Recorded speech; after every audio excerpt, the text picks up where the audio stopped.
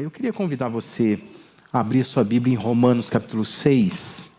E nós vamos hoje retomar aquela série, de estudos, de mensagens que nós estamos vendo aqui.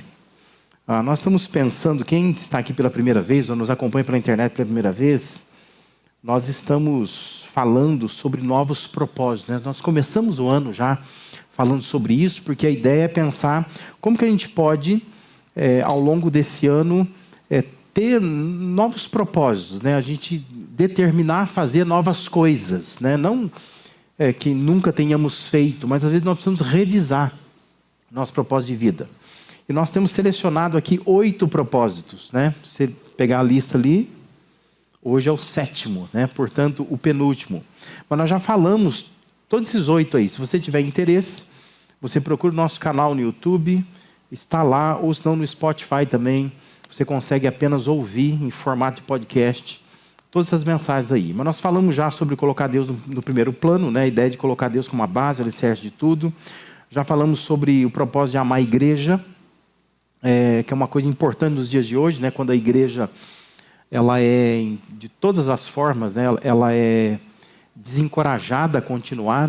O que nós temos hoje é muita crítica à igreja, e falta uma compreensão de que a igreja é a invenção de Deus, Cristo é a cabeça da igreja, e nós precisamos aprender a amar a igreja. Nós já falamos também sobre o propósito de perseverar nas tribulações, Todos nós passamos dificuldades na vida, lutas, tribulações. Nós precisamos aprender a permanecer quando as coisas apertam, E nós já falamos sobre isso também. Falamos também sobre cultivar uma vida de fé, para que a gente não seja pessoas comuns, mas nós precisamos ser pessoas fora do comum, que têm uma fé extraordinária, uma vida extraordinária, e que aprende de fato o que é viver pela fé. Nós falamos sobre fortalecer a família, tem que ser um propósito nosso também. Ao longo desse ano, vamos fortalecer a nossa família, vamos colocar a nossa família a serviço do Senhor. Falamos também sobre exercitar a adoração como algo para além do culto aqui, mas como estilo de vida, foi a nossa última mensagem. E hoje nós vamos abordar o 7º propósito, que é buscar santidade. A gente não podia deixar esse propósito de fora, porque santidade denota o quanto nós refletimos o caráter de Deus. Porque Deus é santo. Então, quando a gente pensa em buscar a santidade, nós estamos pensando em refletir o caráter que Deus tem. Por isso eu queria te convidar, mesmo assentado como você está, a ler comigo o que está na tela aí, Romanos capítulo 6, verso 22, para a gente, a partir desse texto, pensar nesse tema de buscar a santidade. Vamos lá juntos? Agora, porém, estão livres do poder do pecado e se tornaram escravos de Deus. Fazem aquilo que conduz à santidade e resulta na vida eterna. Quando nós falamos em santidade, não se deve confundi-la com perfeição. Que é a primeira coisa que talvez a gente crie uma certa confusão no nosso coração, na nossa mente. A gente já pensa assim, eu não sou santo. Porque a gente já pensa assim, santidade tem a ver com perfeição. Mas não se deve confundir santidade com perfeição. Santidade tem a ver com a relação do ser humano com o pecado. A que distância fica a sua vida do pecado? Como você se relaciona com o pecado? Isso é santidade. Então, falar sobre santidade é pensar em santidade, ou buscar a santidade, é admitir que o pecado está presente na experiência humana e não vai sair. E é importante a gente entender isso. Quando a gente fala de santidade, nós não estamos falando de extirpar o pecado. Porque o pecado, ele está presente na experiência humana. E enquanto nós estivermos aqui nesta terra, nós não vamos conseguir eliminar o pecado completamente. A nossa tarefa, então, é organizar a nossa relação com o pecado. E já que ele não pode ser extirpado, nós precisamos definir o espaço que ele vai tomar nas nossas vidas. Porque isso afeta frontalmente a nossa relação com Deus. Por isso que, quando a gente fala de santidade, nós não estamos falando de chegar a um status ou um estado aonde eu não peco mais. Porque isto não é possível nessa dimensão humana que nós estamos. Mas falar em santidade é você, de alguma maneira, organizar a sua vida para que o pecado ele tenha menos impacto na sua relação com Deus, a cada dia que passa. Quanto mais você conhece a Deus, a palavra de Deus, enfim, né?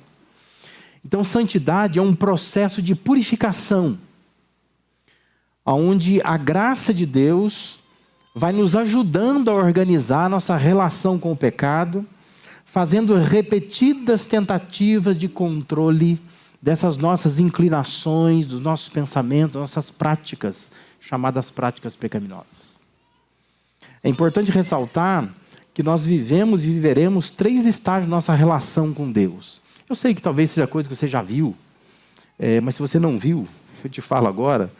Mas nós vivemos ou nós viveremos esses 3 estágios. Ou seja, nós temos o chamado estágio da perdição, isto é, a pessoa ela vive diante da presença e debaixo do poder do pecado. É a perdição, é a pessoa que ela não está buscando a Deus, a pessoa não está vivendo para Deus, ela não tem nada com Deus. Mas ela está perdida. A pessoa perdida é a pessoa que vive uma vida livre, que na verdade é escravidão. Porque ela pensa que é livre, mas ela é escrava. Ela só faz o que a inclinação dela quer. Então, se ela faz tudo o que ela quer, ela não é livre. Ela é escrava do desejo dela. Mas lá no mundo, lá fora, a pessoa vai dizer assim, não, eu não quero ir para a igreja nenhuma, porque eu quero ser livre. E tem essa ideia de liberdade. Porque ela diz assim, eu faço o que eu quiser. Mas quando você faz o que você quer, você é escravo do seu próprio desejo. Logo, você não é livre, você é escravo. Esse é o estágio de perdição. Um outro estágio que nós vivemos ou viveremos é o estágio da salvação. Ou seja, a pessoa ela entrega a sua vida a Cristo, ela confia que Jesus é quem morreu por ela para salvá-la. E quando a pessoa faz isso, quando ela tem essa compreensão e toma essa decisão de seguir a Cristo, ela continua na presença do pecado, porque o pecado está presente no mundo, mas ela não está mais no poder do pecado. Ela não está mais debaixo do poder do pecado. Agora, a pessoa é livre de verdade. Por que ela é livre? Porque ela pode não pecar. Por isso que ela é livre. Por isso que aqueles que são crentes de verdade pecam porque quer mesmo. Entendeu? Você executa a sua liberdade para poder pecar. Mas quem está no estágio da salvação não está livre da presença do pecado, está livre do poder do pecado. Por isso que tem gente lá fora que está escravizada a algumas coisas que você já não está escravizado mais. Porque você agora é livre. Você consegue dizer não para algumas coisas por causa daquilo que Deus já fez na sua vida. Esse é o estágio da salvação. O outro estágio é o chamado estágio da glorificação, que ninguém aqui está. Porque é um estágio futuro. Amém, né? Não sei que tem alguma aparição aqui. Se tiver um rosto muito brilhante assim. Mas é o estágio da glorificação. Que é aquele tempo pós-morte. Que é quando o ser humano salvo por Cristo vai experimentar o estado de glória. Ali nós estaremos completamente livres. Porque não haverá a presença do pecado. E lá não haverá, lógico, o poder do pecado, porque ele não está presente lá. Percebe? São 3 estágios que nós vivemos ou viveremos. Em cada um desses estágios, nós temos uma certa relação com o pecado. Enquanto perdidos, estamos na presença e no poder do pecado. Quando salvos, estamos na presença, mas não no poder do pecado. Quando glorificados, sem a presença, sem o poder do pecado, né? Aí estamos de verdade livres, completamente livres, né? No texto aos Romanos, Paulo está se dirigindo aos salvos, ou seja, ele está falando às pessoas que estão no estágio da salvação. Coluna do meio aí, né? É a segunda opção. E ele está dizendo que essas pessoas experimentaram a graça de Deus e por causa disso, já não vivem sob o poder do pecado, embora estejam ainda na presença do pecado. E já que o pecado ainda se faz presente, embora não nos domine, como que a gente vai organizar então a nossa convivência com Ele. A pergunta é, como é que nós vamos buscar santidade? Porque santidade, ela precisa ser trabalhada em 3 direções. Porque se você trabalhar na direção da perfeição, o que vai resultar disso é frustração. Porque nós não vamos conseguir nesta terra viver completamente livres do pecado. Mas a Bíblia nos dá algumas orientações e algumas direções de como nós devemos trabalhar nossa santidade. Porque santidade é um processo e nós precisamos estar engajados nesse processo. Então, a primeira direção que a gente tem que trabalhar é na direção da consciência. O versículo 22 de Romanos 6 que nós lemos diz assim, a primeira parte diz assim: agora, porém, estão livres do poder do pecado e se tornaram escravos de Deus. Quando nós entendemos o que Cristo fez por nós na cruz, pagando o preço do pecado, enfrentando a ira de Deus no nosso lugar, a nossa relação com Deus e o pecado experimenta uma mudança significativa. Eu sei que quem faz tudo comigo, discipulado, já ouviu isso N vezes. Mas eu sempre falo assim, quando nós estamos lá fora, antes de conhecer a Cristo, nós estamos de frente para o pecado, de costas para Deus. Essa é a nossa relação com o pecado e com Deus. Quem não vai à igreja, quem nunca tomou decisão por Cristo, quem não tem compromisso com Deus, a pessoa está com a vida dela voltada para o pecado. Ela está perdida. Só que nós fomos criados por Deus.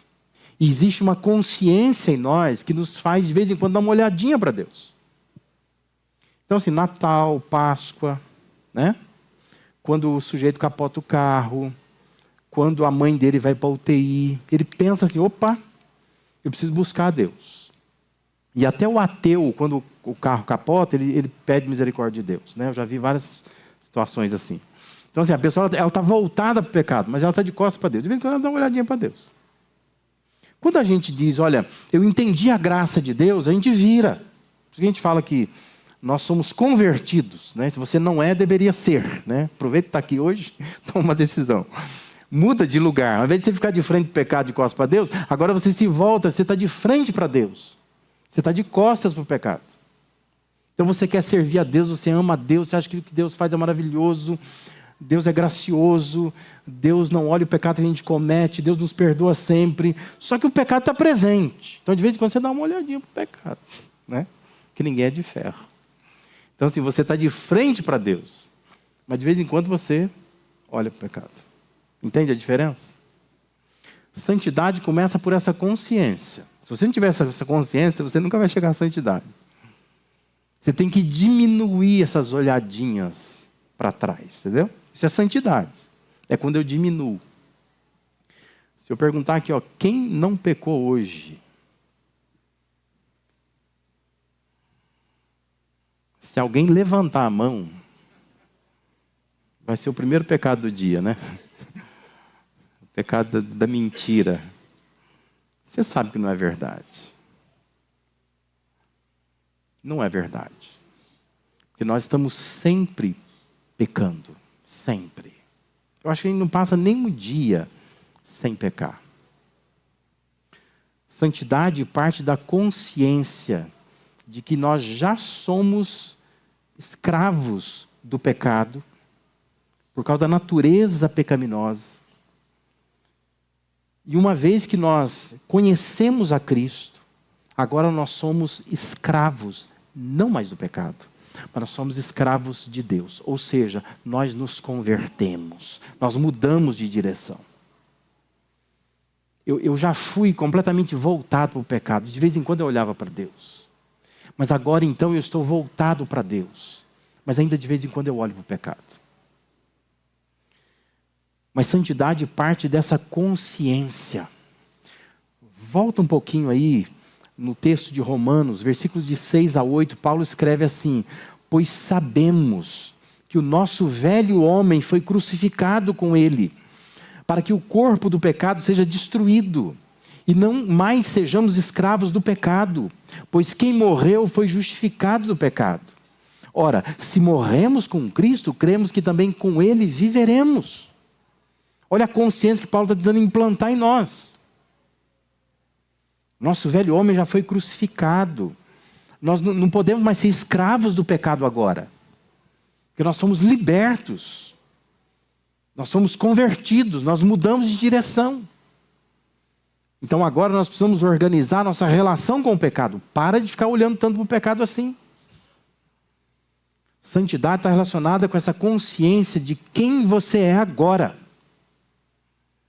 Envolve reconhecimento do que Deus fez em Cristo, envolve gratidão, envolve convicção de onde estaria se Deus não te tirasse de lá. Envolve crescimento, movimento, maturidade. Isso é santidade. Santidade não é uma coisa automática. Mas santidade parte de uma consciência. Por isso que firmar o propósito de buscar a santidade começa trabalhando a consciência. Por que dá tanto espaço ao pecado se já não é escravo dele? Por quê? Se você já foi liberto do pecado, você não pode ficar dando tanto espaço assim ao pecado. Lembra, eu estava voltado para o pecado, mas agora eu estou voltado para Deus. Então eu tenho que diminuir essas vezes que eu volto para o pecado. Isso é santidade. É ter compromisso com Deus. É entender o que Ele fez por mim. Ele me libertou. Eu não sou mais escravo. Eu faço aquilo se eu quiser. Mas se eu não quiser, eu não faço. E Deus vai entrar com graça, com misericórdia, com compaixão. Ele vai me dar força para isso. Eu vou conseguir vencer. Consciência. Você tem que ter essa consciência. Santidade começa por aí. Uma segunda direção que a gente precisa trabalhar a santidade é na direção do conflito. Ainda esse mesmo versículo 22, a primeira parte diz: agora, porém, estão livres. Observe o contraste. Livres do poder do pecado, se tornaram escravos de Deus. Paulo entendia que santidade envolve um conflito de poderes. Eu estava no poder do pecado. Agora, eu estou livre desse poder. Mas eu não estou livre para fazer o que eu quero, porque senão eu volto para o pecado. Ele diz, agora você é escravo de Deus. Então, envolve um conflito. Versículos de 9 a 11 dizem assim: pois sabemos que, tendo sido ressuscitado dos mortos, Cristo não pode morrer outra vez. A morte já não tem domínio sobre ele. Porque morrendo, ele morreu para o pecado uma vez por todas. Mas vivendo, vive para Deus. Aí Paulo diz assim: da mesma forma, considerem-se mortos para o pecado, mas vivos para Deus em Cristo Jesus. Há um conflito. Por isso, presta atenção numa coisa. Não adianta você ter consciência que você vivia no pecado e você sai do pecado. Quando você não se dedica a Deus, você vai voltar para o pecado. Porque o conflito não terminou. E a gente tem uma ideia errada. Que a gente acha assim, não, agora eu fui para a igreja, eu aceitei a Jesus, eu tive estudo com o pastor, me batizei nas águas, e agora então, olha, eu vou viver uma vida de santidade. Se você não entender que o conflito ainda continua, você não vai viver na santidade. Porque existe uma força te puxando de novo para o pecado. E Deus querendo arrastar você para Ele. E Paulo está dizendo, você tem que se considerar morto para o pecado agora, mas você tem que se considerar também vivo para Deus. Porque tem gente que se considera morto para o pecado, mas não está vivo para Deus, não faz nada para Deus. Não quer buscar a Deus, não quer orar, não quer ler a Bíblia, não quer vir na igreja, não quer se envolver, não quer fazer nada. Sabe o que vai acontecer? O pecado vai te sugar de novo. Porque não adianta se considerar morto para o pecado, tem que se considerar vivo para Deus também. No capítulo 7 de Romanos, Paulo testemunha, Paulo abre o coração com a gente. Quando a gente olha para o que Paulo escreve em Romanos capítulo 7, a gente fica constrangido. Porque quanto mais Paulo se aproximava de Deus, mais ele tinha consciência do quanto pecador ele era. Uma figura estranha das figuras que nós temos hoje. Porque o que nós temos hoje são pessoas que, quando elas dizem que são santas, elas parecem que realmente elas estão cada vez mais se achando. E Paulo dizia assim: eu sou o principal dos pecadores. Quanto mais se aproximava de Deus, mais pecador ele se sentia. Olha lá, capítulo 7 de Romanos, versículo 14 a 25. Paulo diz assim: sabemos que a lei espiritual, eu contudo não sou, pois fui vendido como escravo ao pecado. Eu não entendo o que faço, Paulo está dizendo, pois eu não faço o que eu desejo, mas o que eu odeio. E se faço o que não desejo, admito que a lei é boa. Neste caso, não sou mais eu quem faz, mas o pecado que habita em mim. Sei que nada de bom habita em mim. Isso é Paulo falando, gente, não é o seu Zé da esquina ali que se converteu ontem, né? É o apóstolo Paulo dizendo. Ele está dizendo: eu sei que não tem nada de bom em mim. E ele diz assim: pois o que faço não é o bem que desejo, mas o mal que não quero fazer, esse eu continuo fazendo. Ora, se faço o que não quero, já não sou eu quem faz, mas o pecado que habita em mim. Assim encontro esta lei que atua em mim. Quando quero fazer o bem, o mal está junto a mim. Pois no íntimo do meu ser tenho prazer na lei de Deus, mas vejo outra lei atuando nos meus membros, nos membros do meu corpo, guerreando contra a lei da minha mente, tornando-me prisioneiro da lei do pecado, que atua em meus membros. Aí Paulo diz assim: miserável homem que sou, quem me libertará do corpo sujeito a esta morte?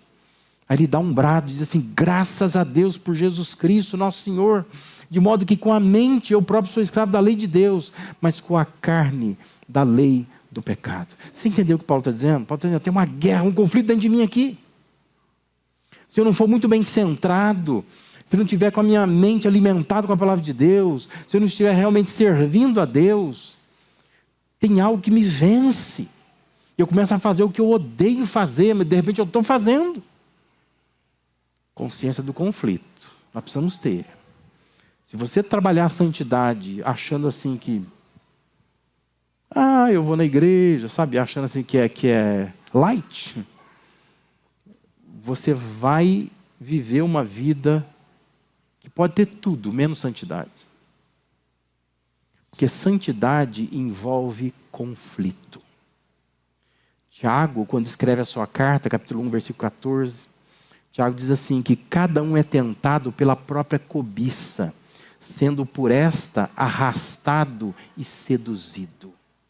O que é tentação para mim, pode não ser para você. Cada um de nós tem um jeito particular de sermos tentados. Mas o que Tiago está dizendo é que nós somos arrastados e seduzidos por nós mesmos. Tem uma coisa dentro de nós que nos inclina para o mal. Buscar a santidade é lidar com esse conflito interno. Nós precisamos não ceder à sedução, é não deixar ser arrastado por nossas próprias vontades e inclinações. E para isso, tem que buscar a Deus, tem que se encher de Deus, tem que ler a Bíblia, tem que orar. É uma guerra. Por isso você tem que fazer o propósito nesse ano. Eu preciso viver de uma forma santa. Eu preciso buscar a santidade. E para isso eu preciso trabalhar a consciência de que eu não sou mais escravo do pecado, mas eu sou escravo de Deus agora. Mas eu preciso trabalhar também na direção do conflito. Existe um conflito dentro de mim. Deus me libertou do pecado. E agora eu sou escravo de Deus. Então eu preciso servir a Deus. Porque se eu não servir a Deus, eu estou servindo de novo o pecado daqui a pouco. Eu volto de novo. Não adianta. Santidade é um processo. É você organizando o espaço que você dá ao pecado na sua vida. Em terceiro e último lugar, a última direção que nós precisamos trabalhar, pensando em santidade, é na direção do compromisso. Segunda parte do versículo, Paulo escreveu lá em Romanos 6:22, agora, porém, estão livres do poder do pecado, se tornaram escravos de Deus. Aí ele fala assim, fazem aquilo que conduz à santidade e resulta na vida eterna. Santidade envolve compromisso de fazer aquilo que leva à separação do que é pecaminoso. Como traduziu a versão bíblica do Almeida, é colher frutos para a santificação. E o final desse compromisso se encerra na vida eterna. Presta atenção, só lá você vai estar dispensado de lutar contra o pecado. Só lá. Até lá nós temos que lutar. Mas nós precisamos ter esse compromisso, o compromisso de colher frutos que conduzem à santidade. Que vai resultar, que vai terminar na vida eterna. Esse compromisso tem a ver com santidade. Enquanto aqui nós estamos, nós temos alguns compromissos que Paulo vai ressaltar nos versículos de 12 a 18 aí de Romanos 6. Observe lá, e diz assim, portanto, ao primeiro compromisso, não permitam que o pecado continue dominando os seus corpos mortais. Não permitam. Esse é um compromisso. Paulo diz, fazendo que vocês obedeçam aos seus desejos. Não permita mais isso. É uma conversinha com você mesmo. Sabe aquela conversa na frente do espelho? Fala assim, a partir de hoje isso aqui não vai acontecer mais. Não permita que o pecado continue dominando. Segundo compromisso, Paulo dizendo lá, não ofereçam os membros dos seus corpos ao pecado como instrumentos de injustiça.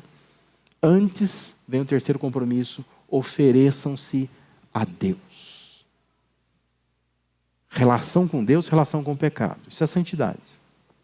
Tem que assumir o compromisso de eu não vou oferecer os meus membros ao pecado.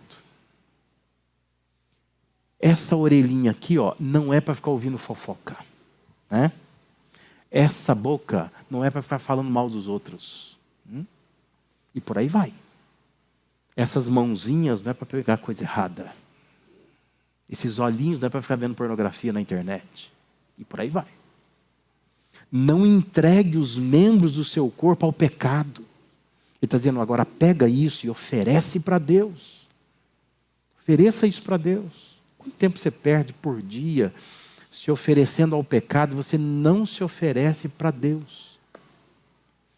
E Paulo continua dizendo, mas ofereça-se a Deus como quem voltou da morte para a vida e ofereçam os membros dos seus corpos a Ele como instrumentos de justiça, pois o pecado não os dominará, porque vocês não estão debaixo da lei, mas debaixo da graça.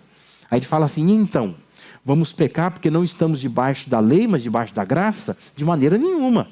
Não sabem que quando vocês se oferecem a alguém para lhe obedecer como escravos, tornam-se escravos daquele a quem obedecem? Escravos do pecado que leva à morte? Ou da obediência que leva à justiça?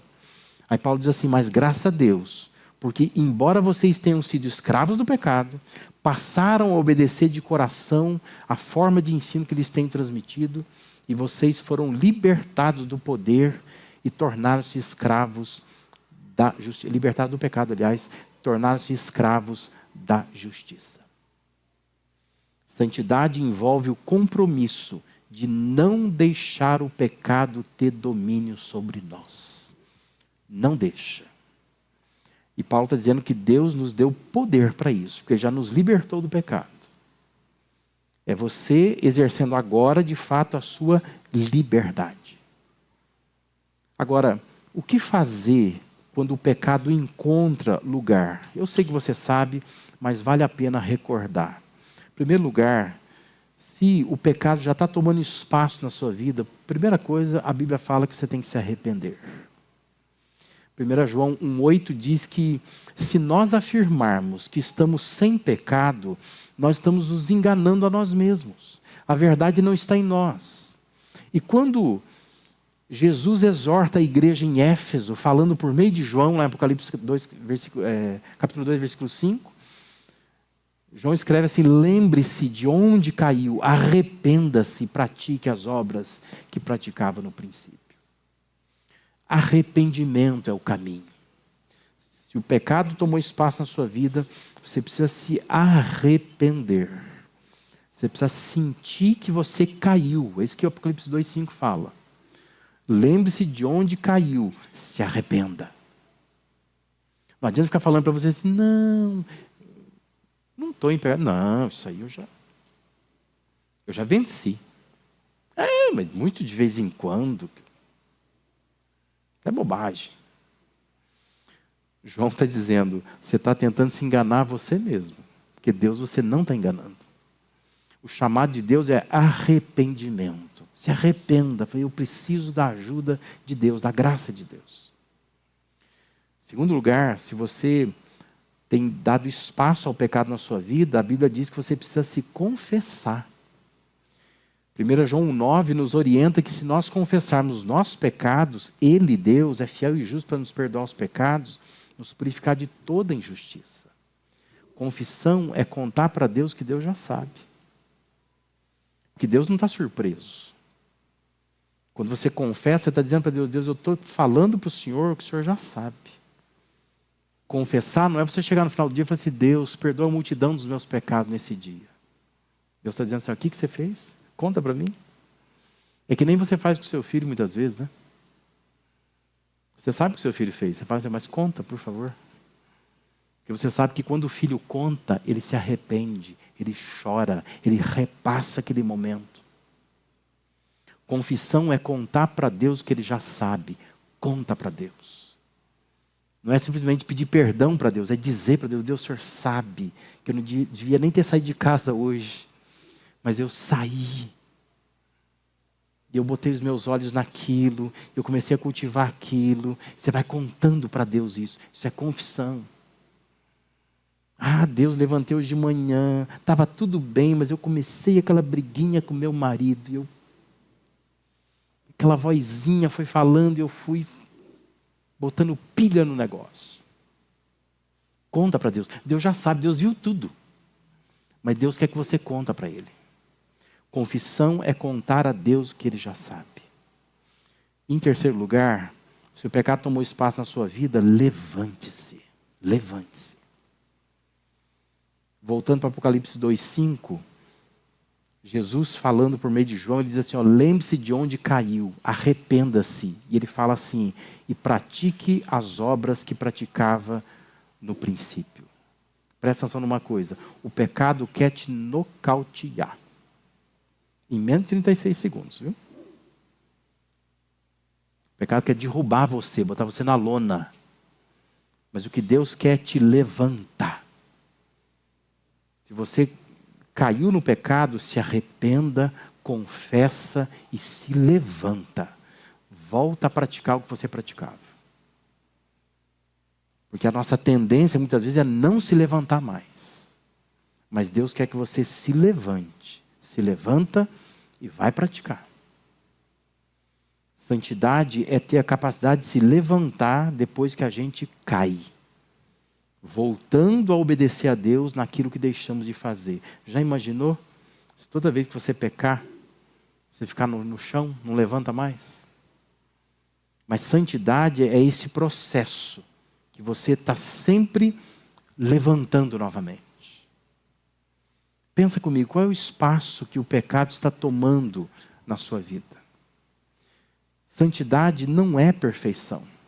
Mas santidade é a gente conseguir trabalhar nessas direções. Trabalha com a consciência de que não somos mais escravos do pecado. Trabalhe com esse conflito constante, interno, por causa do pecado que está presente. Mas você precisa entender, eu preciso continuar guerreando, servindo a Deus. E você precisa trabalhar a santidade com compromisso. De lutar para não deixar o pecado te nocautear. Te jogar no chão. Queria que você orasse como Davi orou. Que quando Davi caiu no pecado, Davi registra algumas orações. E uma delas é o Salmo 51. E Davi, ele ora assim, cria em mim um coração puro, ó Deus. Renova dentro de mim um espírito estável, um espírito inabalável. E assim como Davi encontrou compaixão e graça em Deus, nós também vamos encontrar. Mas ora nessa noite, Deus cria dentro de mim um coração puro novamente. Renova dentro de mim um espírito estável, inabalável. Porque santidade é quando você consegue organizar qual o espaço que o pecado tem na sua vida. Porque dependendo do espaço que ele está tomando, está atacando frontalmente a sua relação com Deus. Vamos orar por isso, nós vamos participar da ceia do Senhor. E é muito bom, né, a gente ouvir isso nesse momento, que a gente pode nos colocar na presença dEle, nos preparando para a ceia, dizendo para Deus, Deus, obrigado porque eu estou aqui. Eu quero reorganizar a minha vida.